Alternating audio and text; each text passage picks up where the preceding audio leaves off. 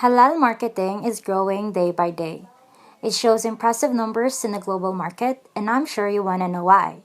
But before delving into that, we have to know the concept of halal first and where it came from. Good morning, this is Group 1, and this is an introduction to halal marketing. At the end of this presentation, we hope that you will understand the basic foundation of Islam and the concept of halal, and understand the interest in Islamic branding and marketing. Islam, the religion and the brand. Islam has a huge following. It is the second largest religion in the world. In 2020, it has 1.9 billion adherents, Indonesia making up 86.7% of that population, and the next is Pakistan. The huge following of Islam was brought about by the reason that it has been around for 14 centuries. The word Islam means submission to the will of God. It is a monotheistic religion, meaning they only believe in one God, who is known as Allah.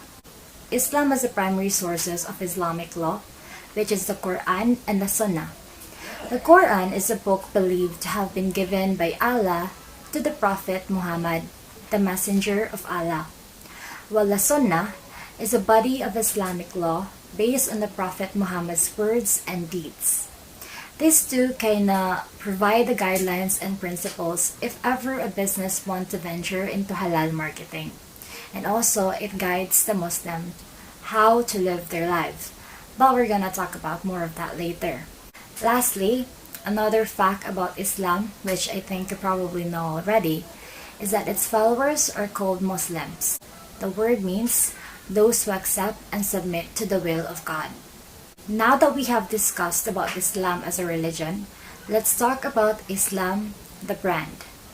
Islam is a brand in itself. It is considered as a brand. It is a well-known name, it has an image, and you can distinguish it from others. So when people hear of Islamic branding, they can refer to any brand that seek to address the needs of Muslim market. So businesses can use Islam as their brand identity. But like any global brand, this image is viewed differently by different people in different places. It's very complex and it can be viewed positively or negatively as well. For instance, some people like in the West has a negative connotation of Islam. When they think of Islam, they associate it with violence and war, which can be really bad to Islamic businesses, and it's also wrong to generalize Muslims in that way. Another reason why this brand is complex is because of the impact of culture of each country. Every country has their own culture, just like what Ma'am Safa said. Culture is not the same as Islam as a religion. For example, Turkey is Muslim, but very secular. They're not religious compared to countries like Iran. You see, Muslims from different parts of the world will have varying cultures even though they share the same religion. So because of this complexity, entrepreneurs may find it difficult to approach the market, especially if proper research is lacking. Thus, studying and understanding the market is necessary. Is branding a myth or a reality? We'll answer that question after these few statements.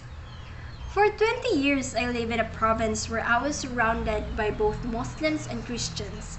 I was pretty familiar with some of their values and beliefs. And sometimes I see their uncertainty every time we purchase something or go to some places. Especially that halal is not that too evident in my place. Most likely those that have both Muslims and Christians living together. Our Muslims brothers and sisters consist of 23% of the population. It'd probably be more like 2 billion. There are markets that want products, services, brands that are Sharia compliant or demonstrate that they understand Islamic values and principles and are prepared to become Sharia friendly. Muslims in the world, as what mentioned in our last meeting, they feel safe if a halal word, icon, or tatak is written in a packaging. This large population is a significant market for us marketers. And this fact raises a related question such as, is it worthwhile or proper to carry branding based on religion?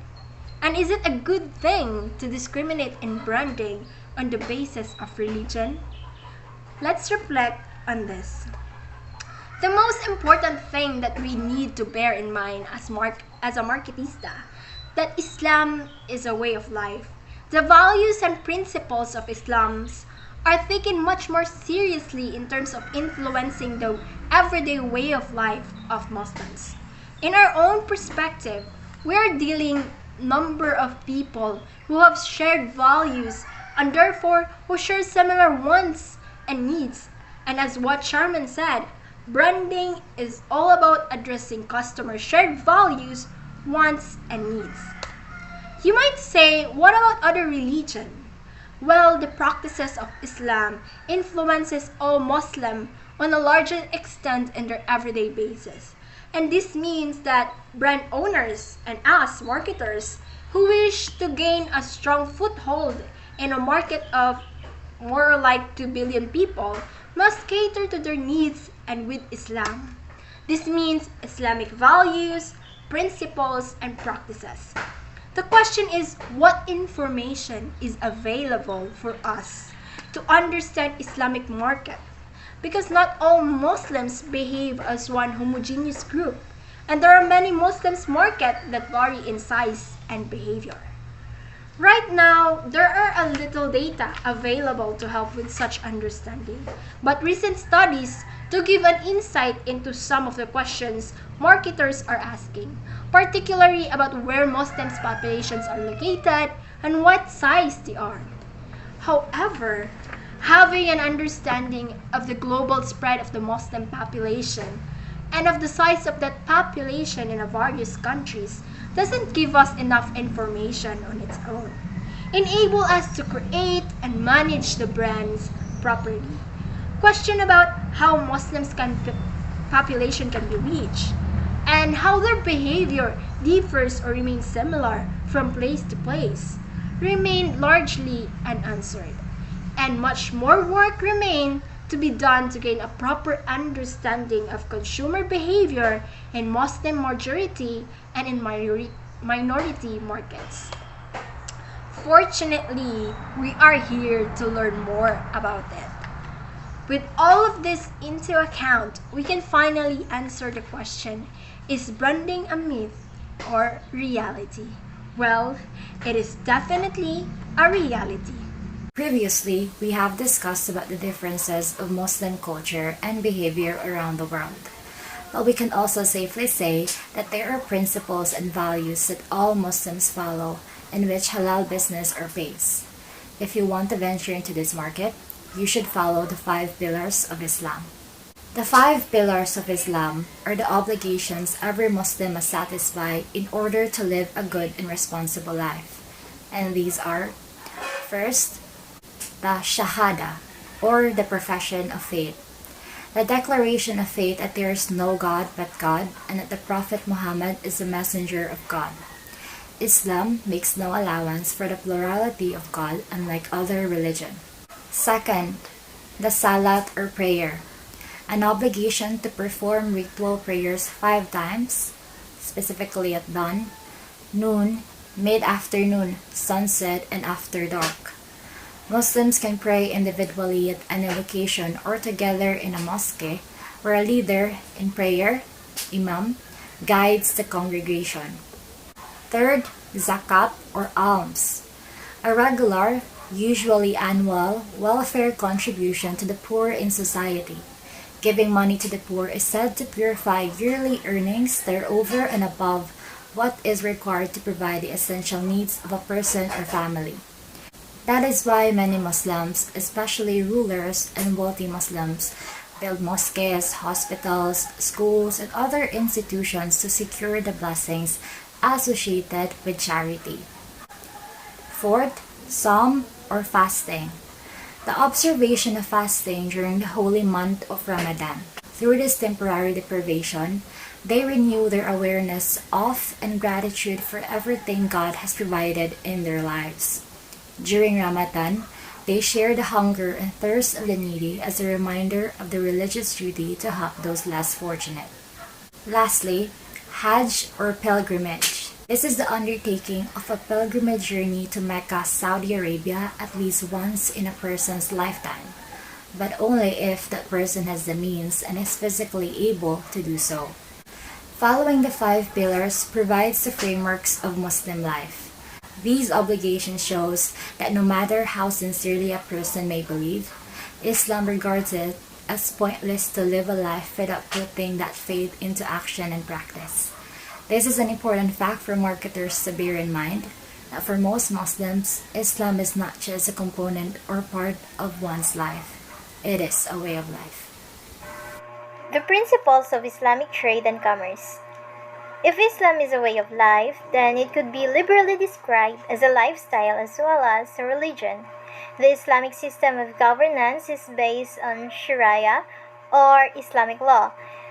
This is an Arabic term which means the clear, well-trodden path to order, and this is regarded by Muslims as God's guide to human behavior. Life is a journey that presents to everyone many paths, but only one of those paths is clear and straight, and this path is called the Sharia. Sharia law comes from a combination of sources, including the Quran, the Muslim holy book, the Hadith, the sayings and conduct of the Prophet Muhammad, and fatwas, the rulings of Islamic scholars. Sharia deals with the legal aspects of day-to-day life such as politics, economics, banking, business, contract, family, law, sexuality, and social issues.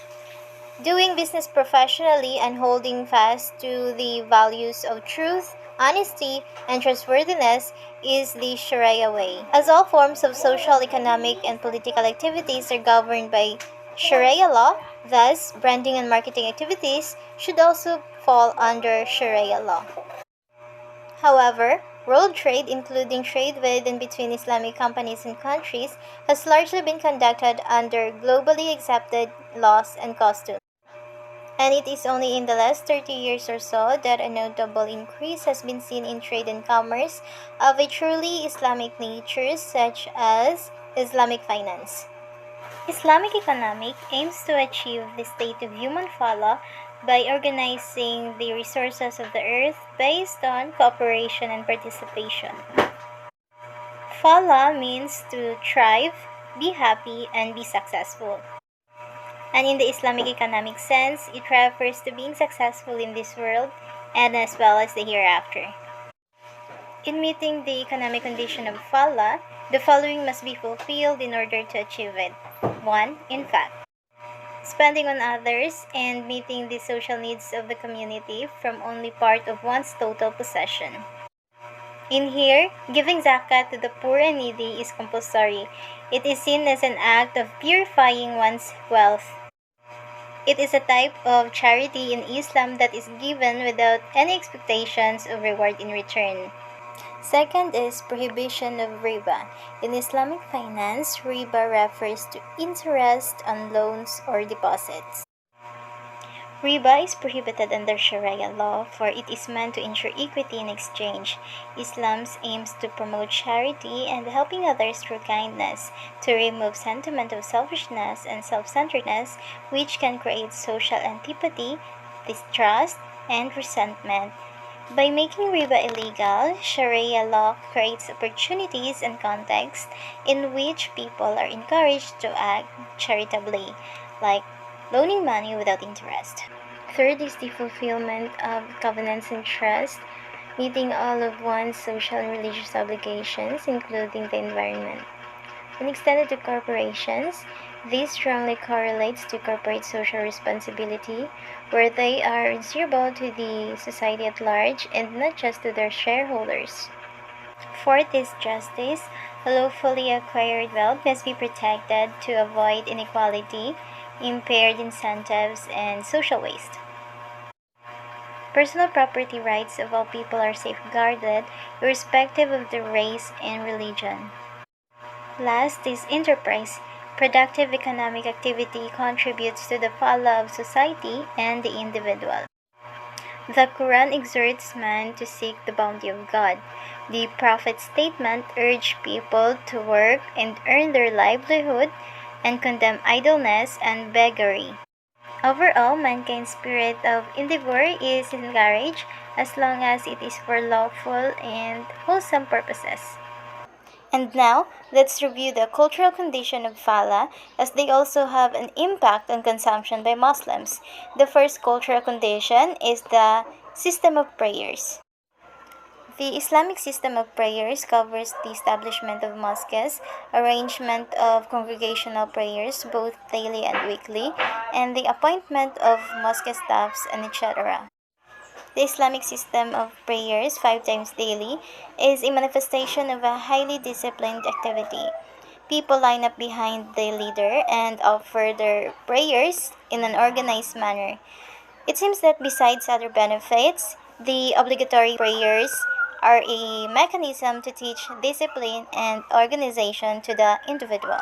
The next cultural condition is knowledge.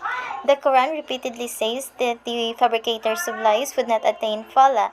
This explains the emphasis of Quran on inquiry and pursuit of knowledge. The Quran also condemns sorcery and remarked that sorcerers would not achieve fala. The Quran visualizes a society where people would base their action on knowledge rather than superstitions and myths. In addition, Quran also condemns lottery and idolatry. So obviously, based on the said statements, a society which ignores the pursuit of knowledge would not attain fala. Third is the sexual chastity. The Islam has enumerated sexual chastity and modesty as the characteristics of those who attain fala. Legitimate sexual relations are a foundation stone of a stable family life. However, when sexual desire exceeds the legitimate limits, it leads to anarchy, broken homes, juvenile delinquency, and venereal diseases. Islam has defined a proper system of parda for men and women. It is obligatory for both to cover their satir. Islam recognizes the human psychological needs. For this, Islam has defined a proper way that is marriage. Marriage in Islam is a complete family system. The fourth cultural condition is the prohibition of drinking and gambling. Drinking of alcoholic beverages and other intoxications and playing games of chance lead to numerous social evils such as alcoholism, addiction, and so on. The Quran holds them to be obstacles to follow. Last is purification of the environment. Being responsible for the environment ties in with the concept of stewardship. The current pollution of the environment due to material development is counter to Islamic economics. The view of Islam in relation to consumerism can be explained as follows. Material possessions are a necessary part of human life, therefore it should not be forgone. However, they are secondary to one's moral and spiritual development, as the real destination is deemed to be the hereafter. Even then, material possessions are ultimately owned by God and must be consumed, saved, and invested within the limits of one's covenant with God. If marketing and branding are seen as not only satisfying but also creating and perpetuating consumer demand, they are at odds with Islamic economics, which promotes moderation and resource based consumption. Islamic consumption must be governed by taqwa, which is based on conservation of resources and attaining satiable comfort rather than pursuing insatiable wants. Considering all of this into account, any Islamic branding and marketing strategy must seek to create brand identities that address all these issues. Otherwise, the result will be a mere market segmentation tool that might not be entirely accepted. And now let's turn to the standard and guidelines for the consumption of products and services in Islam. Every time our Muslim brothers and sisters wishes to purchase or consume products and services, they always must ensure that those products and services are halal. Halal means permissible, which refers to anything rightful or permissible or accepted under Islam. This does not only limit on food products, but it also applies on all categories of products and services used in Muslim life.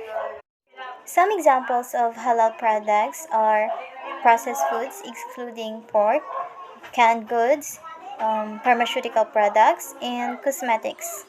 The opposite of this term is haram. Haram means not permissible or not accepted under Islam. Some examples of haram products are pork, alcoholic beverages and intoxicants, hallucinogenic drugs and substances, and etc.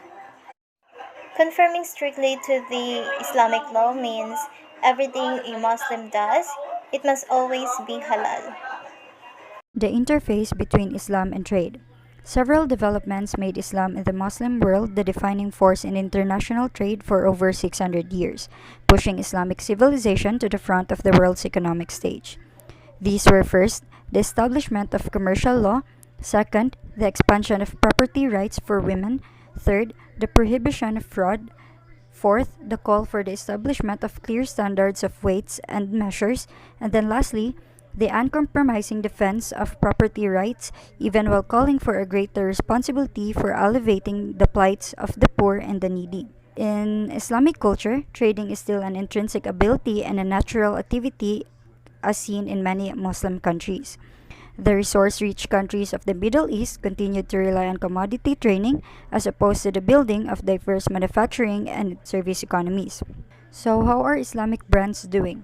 In short, the answer is not very well. Given the obvious benefits of building and promoting the establishment of great brands for any country, it's perplexing to discover that Islamic countries have produced very few, if there's any, global brands. This is due to the fact that companies focus more on short term and operational efficiency rather than focusing on the longer term nature of brand buildings. Second, there is also a tendency to rely on the original equipment manufacturing trap, which is making products for other companies that would then put their own brand names on it. Third is chief executives having a mindset that brand building is not strategic and is only really done tactically via advertising, promotion, and other communication activities. Fourth, lack of acknowledgement that brands are assets with considerable value. Fifth, over reliance on the status quo, especially in those countries endowed with an abundance of natural resources. And then lastly, lack of government support of brand building by companies in Islamic countries.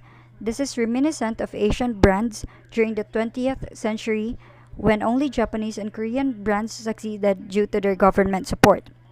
Given the success of Islamic trade in past centuries, it is interesting to note that the focus is now switching from trading to branding and strategic marketing.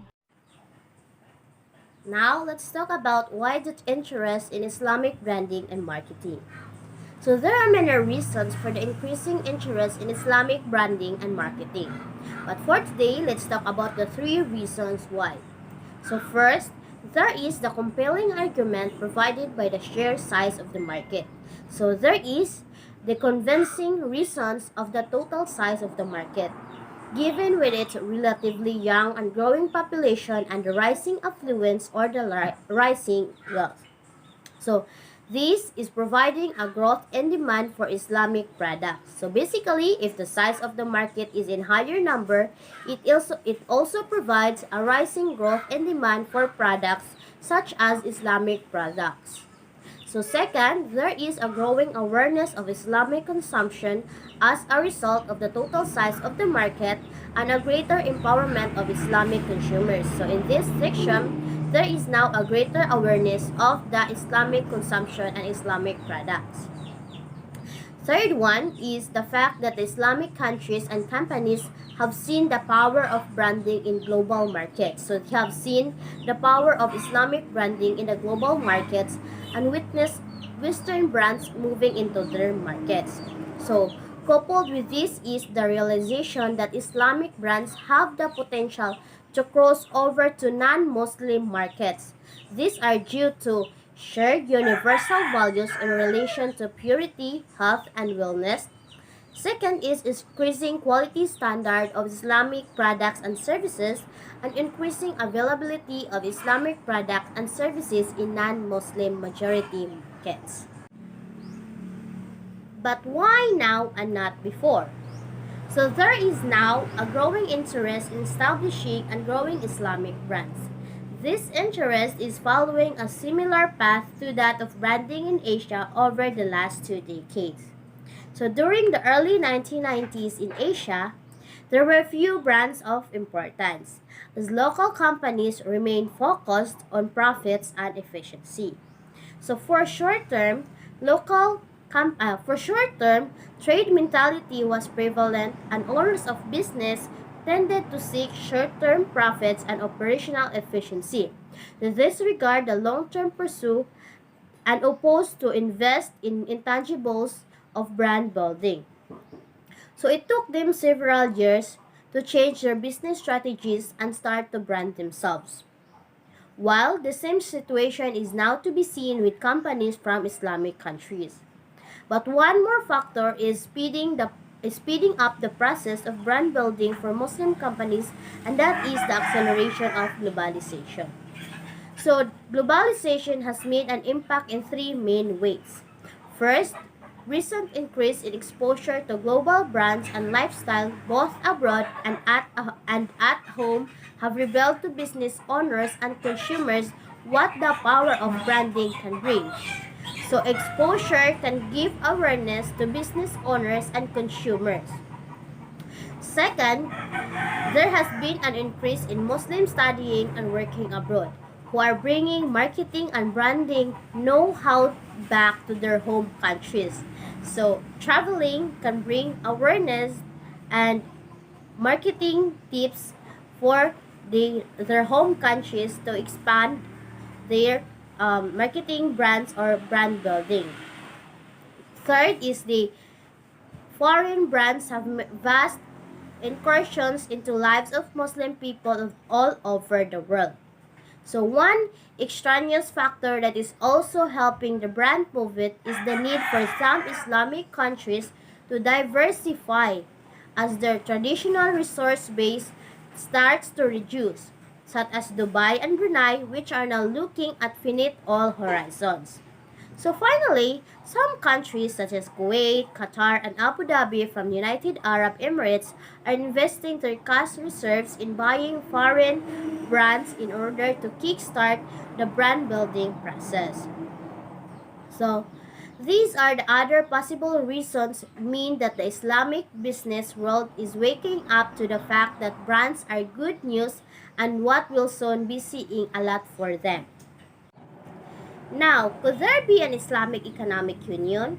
With this in mind, it has been suggested that such is the size of the Islamic population and its spread across various countries that just like the European Union, there could be an Islamic Economic Union. So, as early as 2020, stretching across the Middle East, Africa, and Asia, it could cover 77 countries where Muslims are the majority or the largest minority group.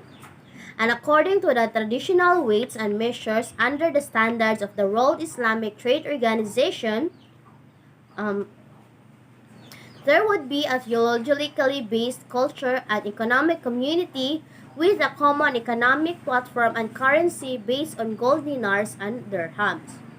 This Islamic bloc would control the majority of strategic and natural resources, including oil and gas, and the guiding principle of the Islamic Union would be the concept of stewardship or Khalifa.